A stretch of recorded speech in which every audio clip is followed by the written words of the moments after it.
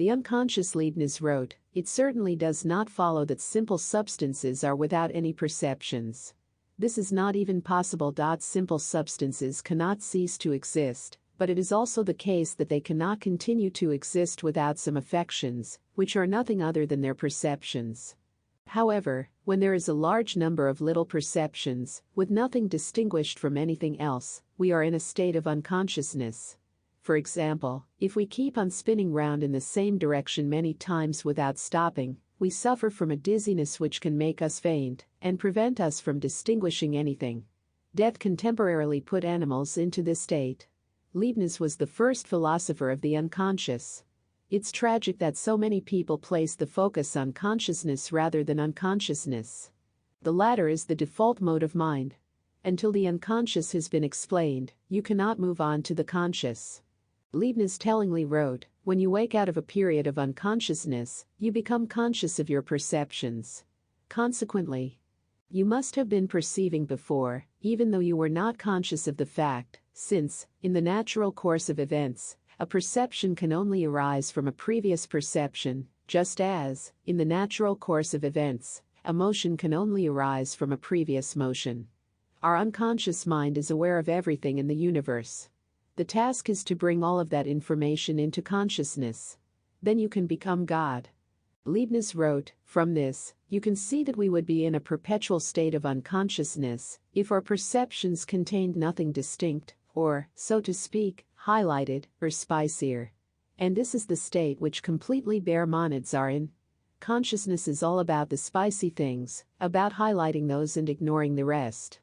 Leibniz wrote, "It is knowledge of necessary and eternal truths which distinguishes us from mere animals, and which gives us reason in the sciences, by elevating us to knowledge of ourselves and of God. This is what in us is called the rational soul, or spirit. The more aligned you are with the necessary and eternal truths of reason, the closer you are to understanding the ultimate secrets of existence, the closer you are to becoming God." Leibniz wrote, "It is also through the knowledge of necessary truths, and what can be abstracted from them, that we are raised to acts of reflection, which make us think of what is called the self, and to consider that this or that is in us. These acts of reflection provide us with the primary objects of our reasonings. Our reasonings are grounded on two great principles. One is the principle of contradiction, by virtue of which we judge false anything which involves a contradiction, and true anything which is the opposite or contradictory of the false. The other is the principle of sufficient reason, by virtue of which we consider that no fact could be found to be genuine or existent, and no assertion true, without there being a sufficient reason why it is thus and not otherwise. There are also two sorts of truths, those of reasoning and those of fact. Truths of reasoning are necessary, and their opposite is impossible, and those of fact are contingent, and their opposite is possible. When a truth is necessary, you can find the reason by analysis, breaking it down into simpler ideas and truths, until you reach primary ones. This is how mathematicians use analysis to reduce theorems about what is true, and rules for constructions, to definitions, axioms, and postulates. The ultimate reason for things must lie in a necessary substance, in which the detail of changes exists only eminently, as in their source, and this is what we call God. That which is eternal and necessary is not God's substance, its mathematical substance, or mathematics itself is the divine substance, which speaks the perfect language that only God can speak. Leibniz wrote, "It can also be concluded that, since this supreme substance, which is unique, universal, and necessary, has nothing outside itself which could be independent of it, and since it is the simple consequence of possible being, then it must be incapable of having any limits, and must contain absolutely as much reality as is possible. Mathematics, embracing zero and infinity, has no limits, and is unbounded. It contains all of reality. Nothing stands outside mathematics." Leibniz wrote, "From which it follows that God is absolutely perfect. Since perfection is nothing other than magnitude of positive reality, taken in the precise sense of setting aside the limits or restrictions of things which are limited. And where there are no limits, i.e. in God, perfection is absolutely infinite. All of this is true of mathematics. Mathematics is the real God. Without mathematics, there would be no reality in any possibilities. not only would nothing exist, but nothing would even be possible. Eternal truths must be grounded in something existent and actual, and consequently in the existence of something necessary, something in which its essence includes its existence. The possibility of mathematics is sufficient for it to be actual. This is true of nothing else. Only mathematics, if it is possible, must exist. Since nothing can prevent the possibility of that which includes no limits, no negation and hence no contradictions, and which has no requirements because it is nothing an immaterial singularity whose values are always set exactly to a net zero, this alone is enough for us to know a priori that mathematics exists. Mathematics is structured nothingness. It is nothing and needs nothing. Nothing has no requirements, and nothing can prevent nothing from existing. The surest fact of all is that nothing exists. The question then becomes, what is the nature of nothing? Nothing as absolute nothingness exists, but without any consequences, hence is tantamount to non-existence. Nothing as something is where all the action is. Consider I plus 1 equals 0. The expression on the left is something. The expression on the right is nothing. So, something equals nothing. This is the secret of existence. This is why things can exist and do things, but also be nothing, whose existence nothing can prevent. Mathematics alone allows something to be nothing, and that's exactly why mathematics is the language of existence, and why it can have no rival. Eternal truths must reside in something eternal, and that eternal thing is mathematics, the analytic system of nothing, whose existence nothing can stop. The argument from eternal truths constitutes a proof of the existence of mathematics. But its existence can also be proved a posteriori. If contingent entities exist, the sufficient reason for their existence cannot lie in themselves, but only in something necessary. Mathematics. Reality is all about eternal, necessary mathematical entities entering into temporal, contingent arrangements. Mathematics alone is the primary unity, the original simple substance, and is conveyed ontologically via countless monads, which are eternal minds. Mathematics is composed of infinite necessary beings. There is not one necessary being, God, there are myriad such beings. But they are not eternally perfect. Perfection is one of their capabilities, but so is imperfection. Perfection is directly connected to perfect symmetry, perfect order, negentropy, and imperfection to asymmetry, disorder, entropy. Mathematics is energy in itself. Energy is the source of everything, the motor of everything, the prime mover, the essence of movement. Mathematics is also knowledge in itself, knowledge of truth, knowledge of eternity, knowledge of necessity, knowledge of nature, if we consider nature in purely space-time terms, and also knowledge of supernature, if we consider the aspect of nature outside space and time, the nature of immaterial singularities, of Fourier frequency domains, knowledge of the material and the mental, knowledge of reality, knowledge of existence. Mathematics changes or produces things in accordance with the principle of the best, the principle of the most efficient. Mathematical beings are intellicies, perfection havers. They contain the capacity to become perfect, and it is this capacity which we all intuit, which is the source of our idea of perfection. Descartes claimed that God was the external source of our idea of perfection. In fact, it's our own internal mathematical nature that is the true source of this idea. The more perfection we exhibit, the closer we are to God, our true self, our fullest and completed self. Necessary mathematics can produce infinite possible contingent universes. With each cosmic cycle, a new possibility is explored. There is never any eternal recurrence, i.e., the same universe being created over and over again. The same pattern is, however, always repeated.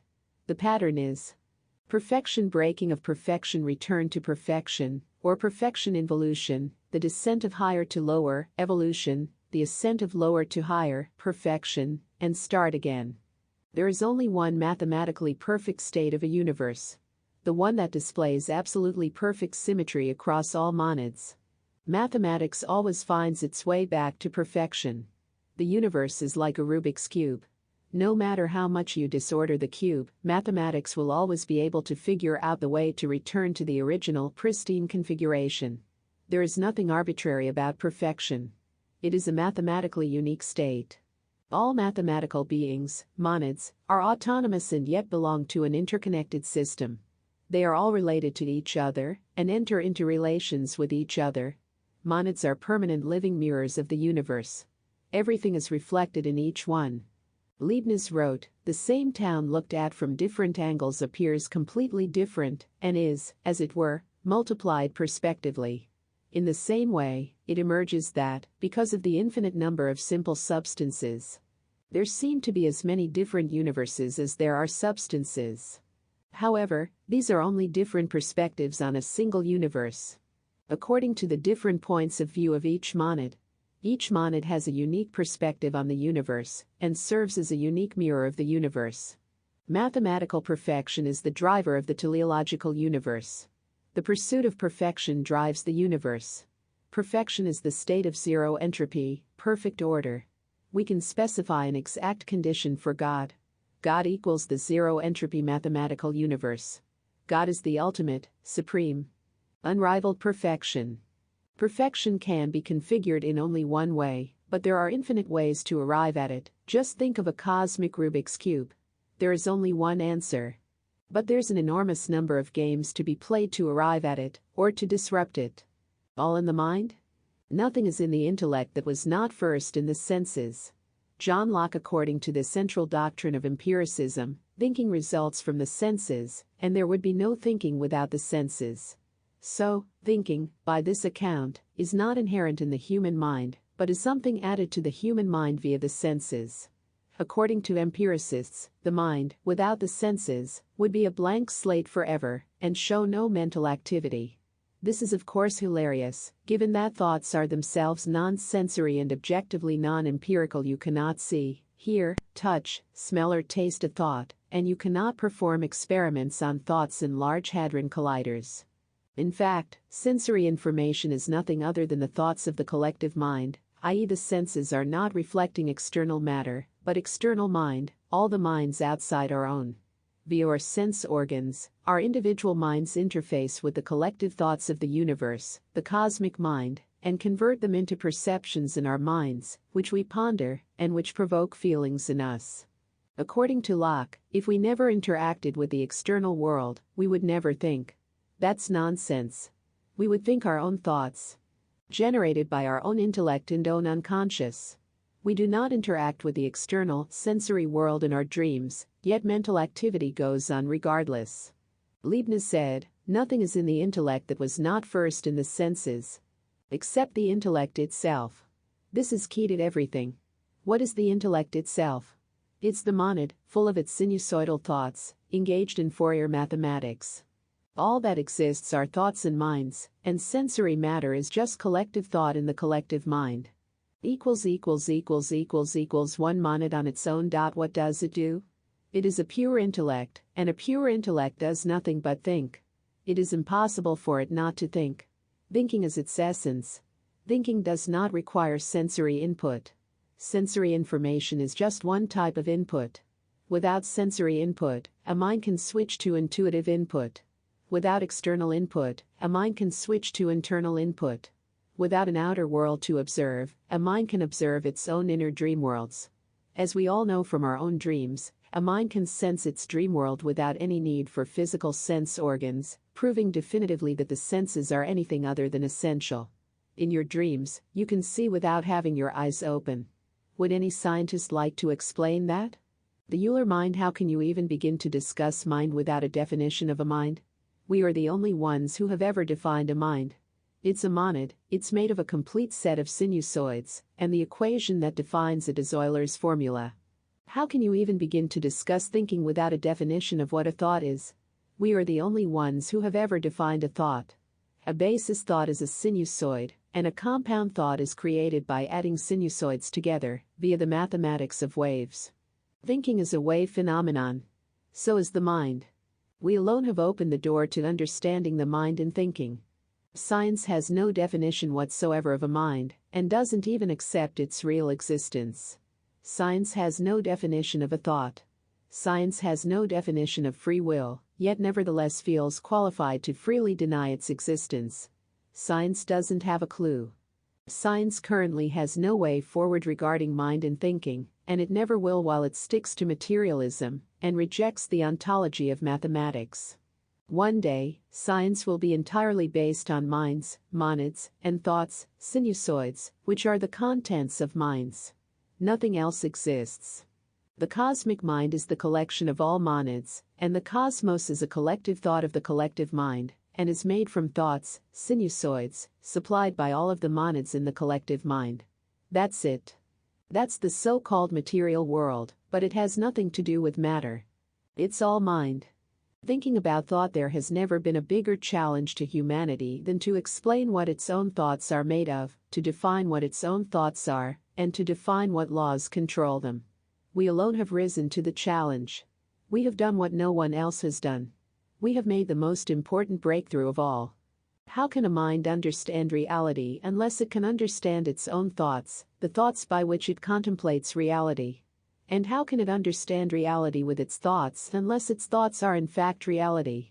We, our minds, our bodies, and the world we live in are all made of thoughts. Sinusoids. This is a universe of thoughts, and nothing else. This is a universe of minds containing thoughts, and nothing else. Minds are just autonomous thought containers, defined mathematically. If there were thoughts and also a world not made of thoughts, this would constitute an impossible Cartesian substance dualism. Thinking, in such circumstances, would never be able to reveal the nature of reality. Reality would be a permanent mystery. In fact, thoughts could not interact with the world and reveal anything at all about the world, if the world were not itself a thought. This is a monistic universe. It's not dualistic or polyistic. It's a universe made from thoughts, hence is able to know itself via thought. There is no substantive difference between the world and our thoughts, since they are made of exactly the same things. How else could we know reality via our thoughts unless reality were not itself a thought? If reality were anything other than a thought, thought would be useless for understanding it. How could thought be made of anything different from the world? If this were the case, it could not interact with the world, and nor could anything in the world produce anything capable of thinking. Science is catastrophically wrong. It claims that the world is made of matter, which is defined as non-thought, and it further claims that matter can generate thought, although it cannot explain how. It is thus made thought an inexplicable expression of matter, yet matter is defined as mindless in science, hence matter can not only not think, only minds can think, but it can't possibly be the source of mind and of thinking. It's logically impossible. Once you rationally grasp this, you understand that science is 100% false in its central claims, which are all materialist claims. Materialism is 100% false. Matter cannot create mind. Mind can, however, create matter. Matter is simply a collective thought of the collection of all monads, and is framed by space and time, which are themselves thoughts of the collection of all minds. Do the math. Mind versus matter. Mind reasons. Matter doesn't. Scientific matter simply obeys. It obeys the laws of science. It has no agency. Only minds have agency. Matter is purely syntactic. Mind is both syntactic and semantic. Making a thought, making a mind. A thought must be made of something, so what is that thing? A mind must be made of something, so what is that thing? A thought is a mathematical sinusoid. The two basic kinds of thoughts are sines and cosines. Sines are odd, and cosines are even. Sines are antisymmetric and cosines are symmetric. These respective properties are essential to how the world operates. Euler's formula generates the basis thoughts. A full collection of basic thoughts comprises one monadic mind. It's all in the math. Nothing else can define a mind. It is purely a mathematical entity. Knowledge. The universe knows itself at all times. At the beginning of the universe knows itself unconsciously. At the end, it knows itself consciously. The journey the universe takes from maximum loss of symmetry at the Big Bang to absolute total recovery of symmetry at the Big Crunch tracks the journey from unconsciousness to consciousness.